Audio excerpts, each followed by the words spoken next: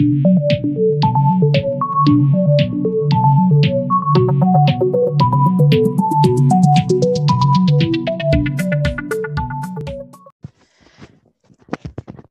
alaikum and welcome to BIMSSCON Virtual 2020.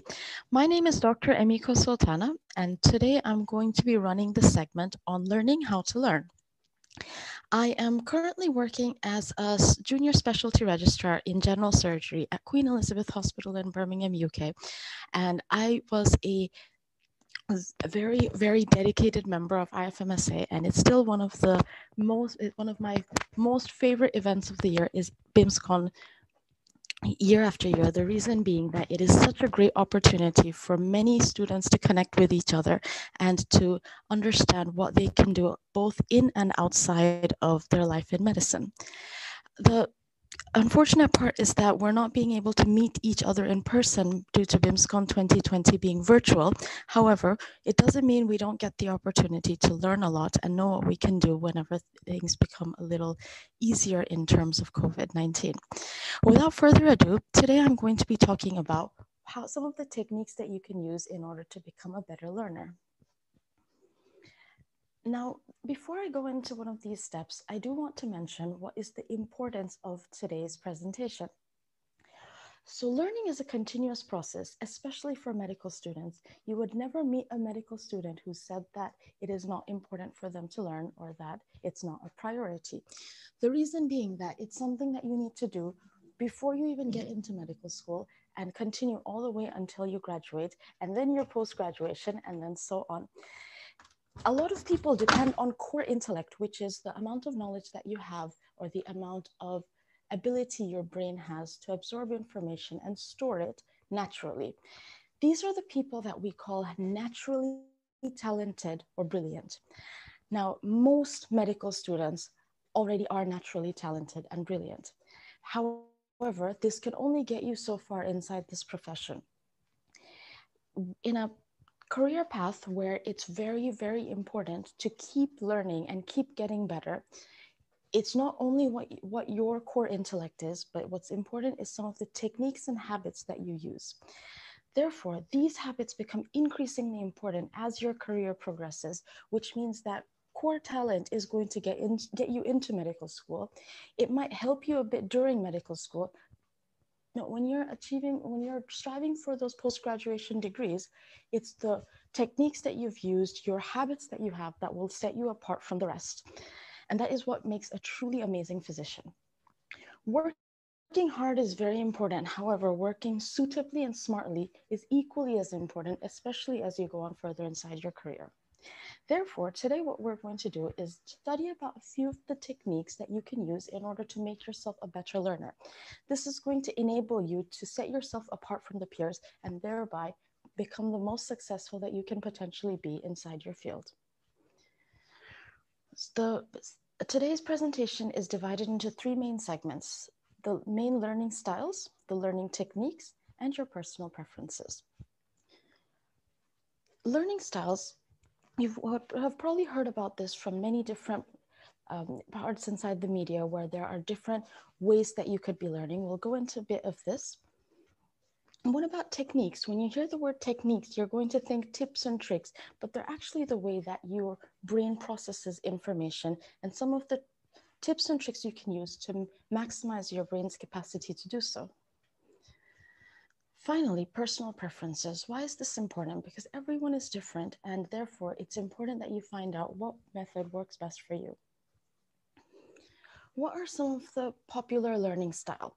Learning styles is the preference any individual has to perceive and process information in a particular way. And quite honestly speaking, the way everyone does this is quite different. You might set yourself apart from your peers by thinking that he or she really likes to write before they learn. However, that's not something that I subscribe to. I like listening more than I like writing. In this way, there are four main styles that we use. One is visual, the other is auditory, the other is reading and writing, and the other is kinesthetic. Those who are visual learners enjoy using charts, graphs, PowerPoints, picture aids, and certain subjects such as pathology uses this skill very, very efficiently. The reason being that when you see a particular slide, it's easier for you to remember the small details about it instead of just imagining it. Auditory. Auditory is learning by hearing. You'll notice that a lot of people are very attentive towards medical lectures. These are mainly the auditory learners who hear something and remember that for the rest of their lives. Read or write. So these are those individuals who like writing down the information or reading textbooks and highlighting them. Again, books and texts are important for everyone, but certain people are better at absorbing this information than others. Finally, kinesthetic are those who learn by doing. So particularly those going into fields such as gynecology, surgery, they enjoy learning by doing, which includes touching the object, manipulating it in order to make sure that you get a proper grasp on the topic. Now, there's no one or two ways that you would use. Sometimes you would notice that you use all four of these methods of learning, and that's absolutely fine. These are just ways to make sure the knowledge enters into your brain. There is no evidence that one way is better than the other. However, whenever we're practicing or studying in a group, you'll often hear a lot of them being idolized compared to the other one. My friend loves to listen to podcasts and remembers everything. That doesn't necessarily mean that it's a much better or efficient way of learning than you who likes reading information. But it just means it's simply different. Now you need to find out which one is suited for you, and for you it might be different for each subject. And what you decide to adopt depends largely on what's available to you and your previously predisposed habits.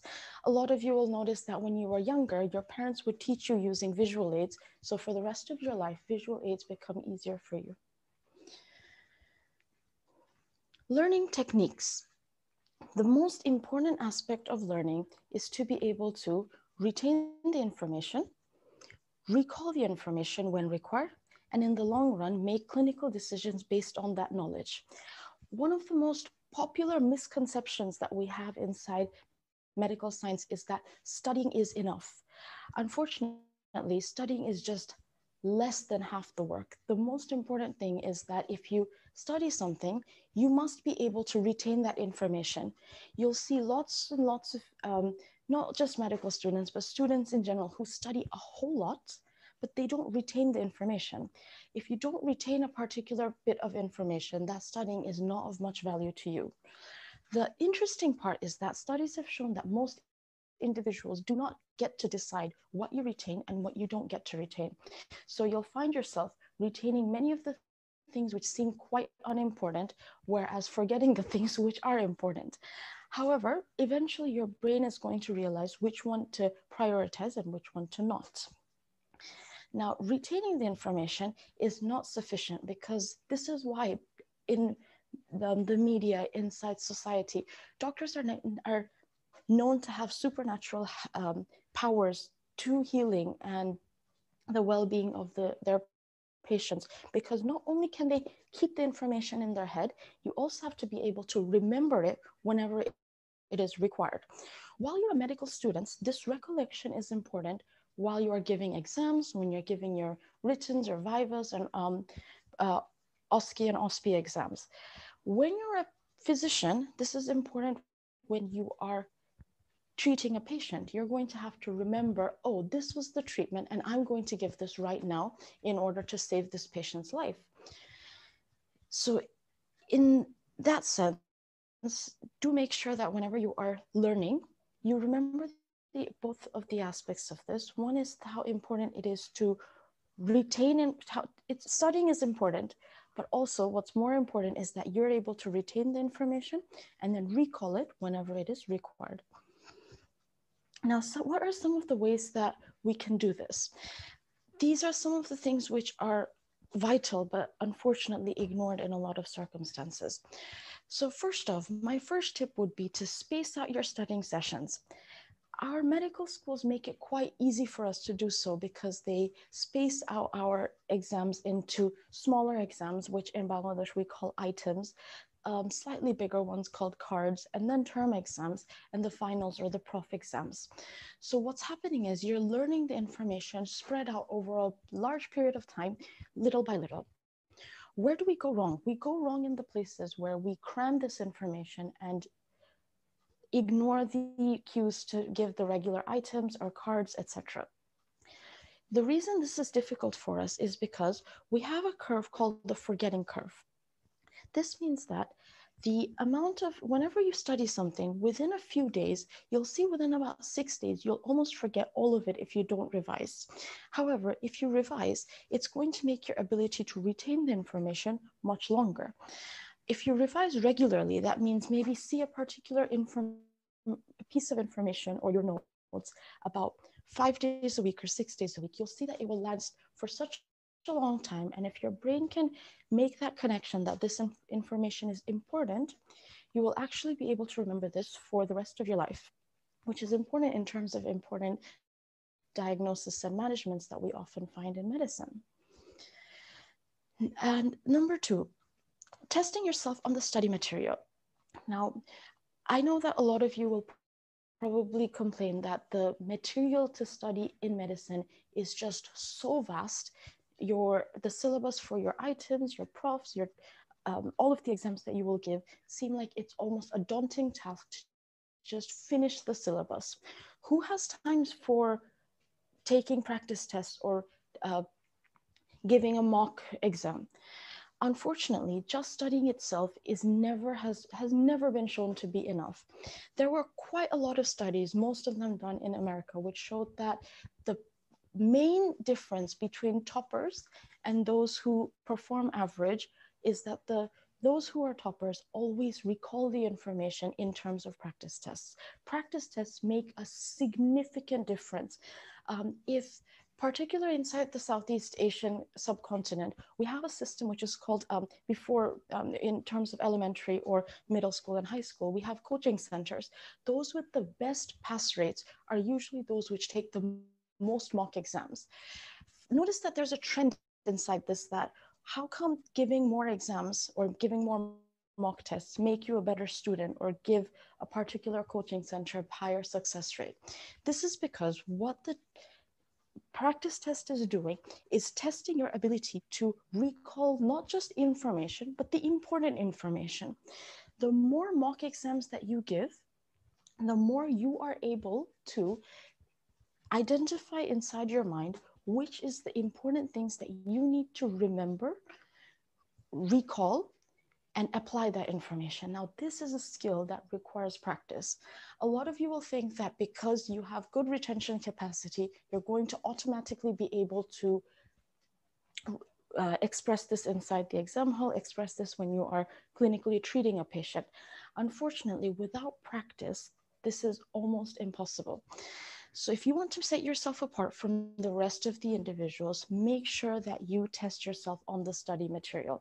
Some of the best methods that we have nowadays is, first of all, you could use your previous year questions. So oftentimes you'll see that the past year questions are compiled inside a book or a guide.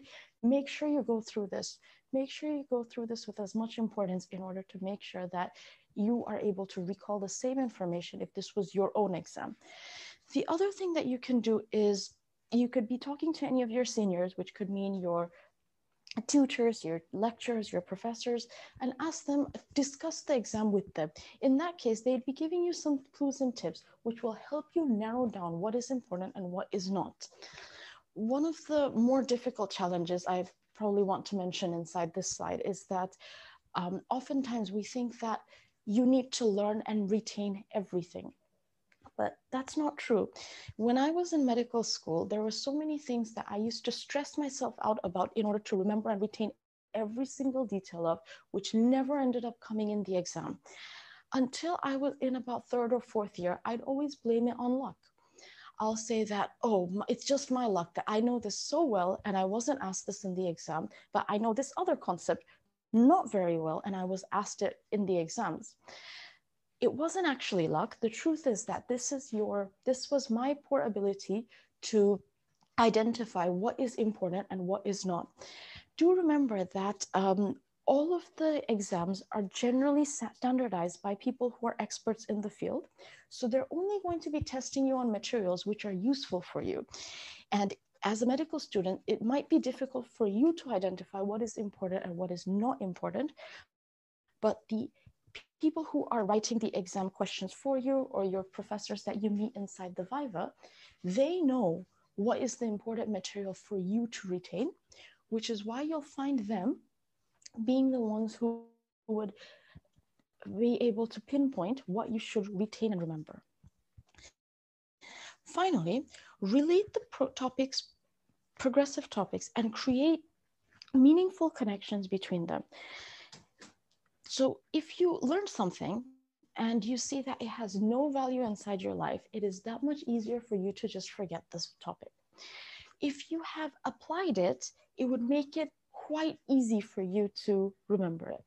If you actually use the knowledge to apply, to discuss it with your peers, discuss it with your seniors, in order to make sure that you have a meaningful connection with that particular topic, you will slowly become an expert.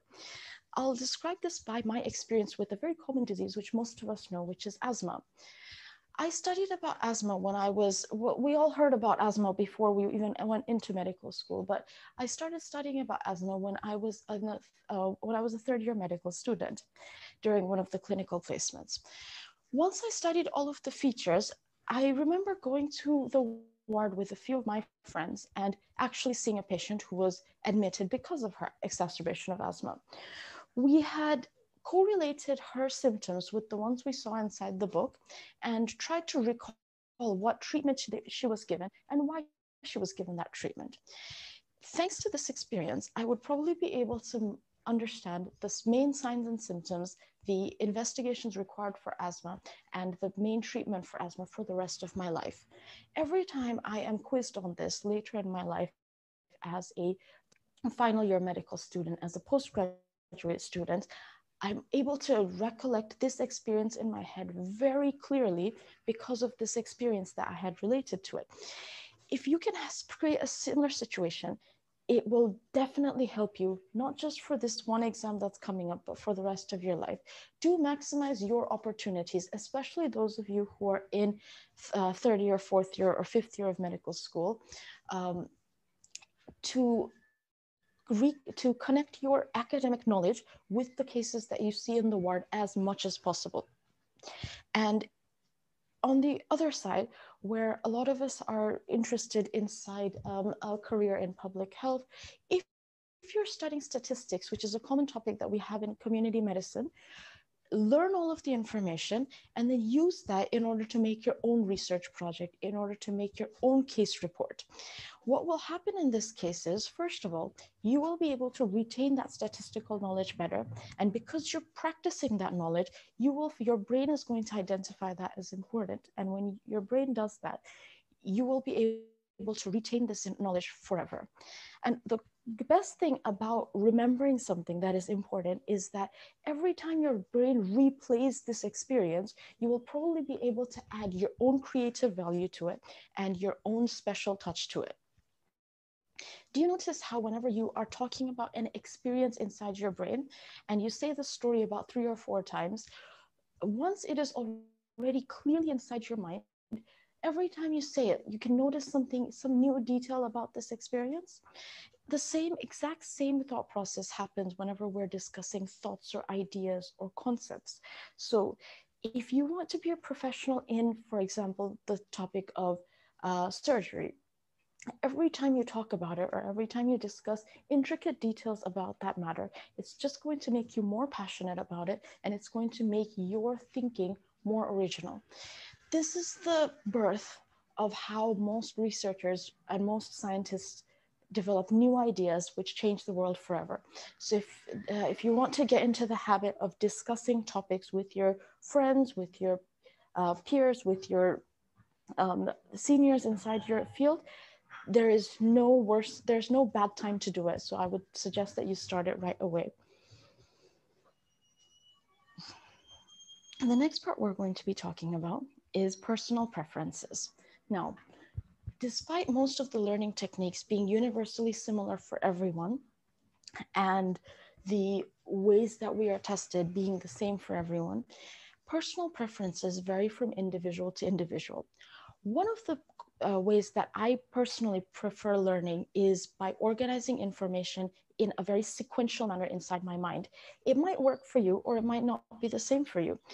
So I'll give you an example that, many of you might be familiar with the disease called inflammatory bowel disease, which includes Crohn's disease and ulcerative colitis. Now, there are, alongside intestinal symptoms that this condition comes with, there are tons of extra intestinal symptoms as well. The way that I would remember this is by thinking about a human body from head to toe, starting from their eyes, where you might be seeing symptoms such as iritis or uveitis, going down to their skin, you might see anemia, going down to their throat, etc. So whenever I memorize things in this way, it makes things a lot easier for me. Other ways that I've often used in order to organize information in my mind is by organizing them in alphabetical order. For example, you'd know the common algorithm for advanced trauma and life support, which is A, B, C, D, and E. A, check for airway, B, check for breathing, C, check for circulation, D, disability, E, exposure. So when I organize information in my head like this, it stays in my mind for longer. And I've seen that this is the way that works best for me, instead of clustered information, which I struggle to retain. You need to find out through practice which method works the best for you. I've had a friend who loved in organizing information in color coordinated manners. What they would do is write down each of their notes inside with headings inside blue, the subheadings in green, and the main concept inside black in their own ways of bullet points. If this works for you, that is fine, but make sure you find out what's original to your style and something that you like adopting and which makes learning easier for you. This will take a bit of time, but I'm assuming that most of you already know which type of learning style works the best for you by now. And this way that you enjoy organizing information in your mind makes going through your notes easier. And in fact, it actually makes it more fun for you because you know that this concept is yours. It's like walking into a room that you have decorated. It feels personal, it has your own touch to it, and you feel comfortable in that knowledge. Once you're comfortable, this retention process becomes a lot easier. The second one is that works particularly for many medical students that I know are mnemonics and riddles. And generally, the more crazy they are, the easier they are to retain. So there's one that most of you might have heard before even coming into medical school, which is the way that you memorize the name of the carpal bones. She looks too pretty, try to catch her. So she for scaphoid, L for lunate, etc. Now, the problem with this one is that if any of you would resonate with me, you'd notice that the carpal bones, there are 3 of them which start with a T. So there's your trapezoid, and the triquetrum bone. I'd always be confused on which to use when, until one of my consultants once showed me this x-ray of the hand and told me, look, remember that the name trapezium rhymes with thumb. So trapezium is right under the thumb. This helped me remember this a lot more clearly. The next one was, how do you identify the capitate bone inside the carpal bones? Because there are just so many and it's clustered around. The trick that they helped me use was, in most countries, the capital city is the largest city. Inside all of the carpal bones, identify the largest bone, that is the capitate. That's why it sounds like capital. I'm not sure if that's actually the reason why it was called so, but it has helped me diagnose and read wrist x-rays much better than I have ever been in my life, because now I know where each of the bones are and how to identify each one.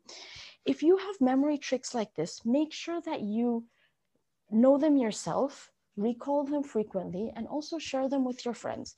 There is no loss in making sure that you're making a concept easier for your friends or your peers. Because the way that if we all become better physicians, it's better treatment for the rest of the world. Do make sure that you have this habit of sharing this knowledge in order to make the process of learning more interesting and fun for others. And again, you'll notice that if your friend tells you something, you'd probably remember it a lot more easily and with more enjoyment than probably one that you will hear while you're sitting at the back of a lecture. Not saying that lectures are not memorable, but generally it turns out to be the jokes that your friends tell you will tend to stick to your mind for longer because of the experience that's linked to it.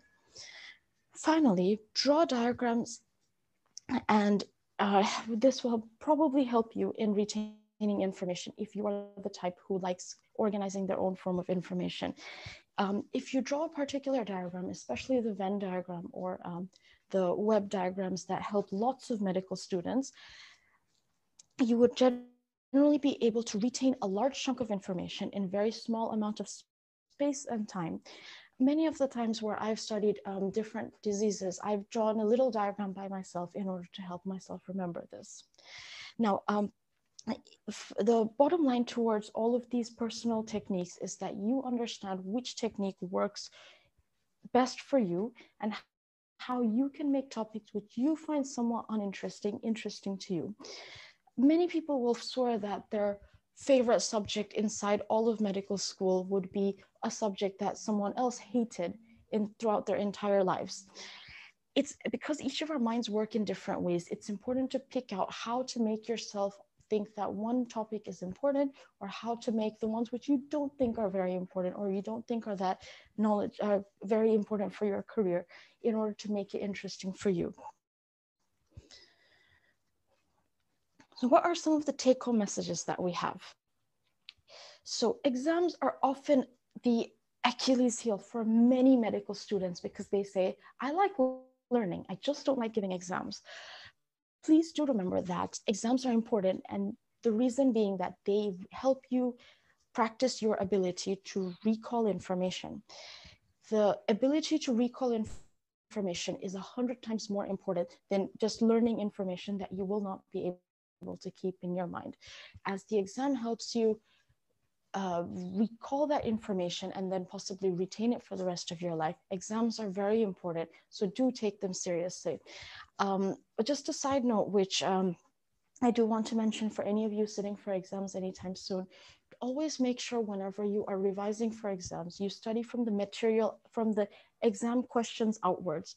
So don't start with just the books and previous lectures, start with the exam questions. If you solve a question, yes, you will probably not be able to answer a lot of them, but going through the questions first help you understand what kind of patterns was likely to show up inside your exam and how you could master it whenever you are actually giving the exam.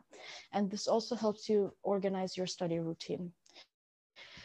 Number 2, develop good learning habits and study disciplines as early as you can. As I've mentioned before at the beginning of this presentation, learning is a habit, and if you develop good habits early inside your medical career, the way that I would encourage most of you to do as early as possible, you'll see that these habits stick by you towards your graduation and undergraduate and your postgraduate life. The benefit of this is that as a postgraduate student, when you have lots of other things on your plate alongside your studies, and you're no longer a medical student who has the privilege of sitting inside a library and studying, you will be, because of your good habits and your unique learning styles which work for you, you will be able to do more with your life and get better results. And finally, embrace the opportunity to learn. All the knowledge you learn in medical school will pay off for the rest of your life. And by this, I mean everything.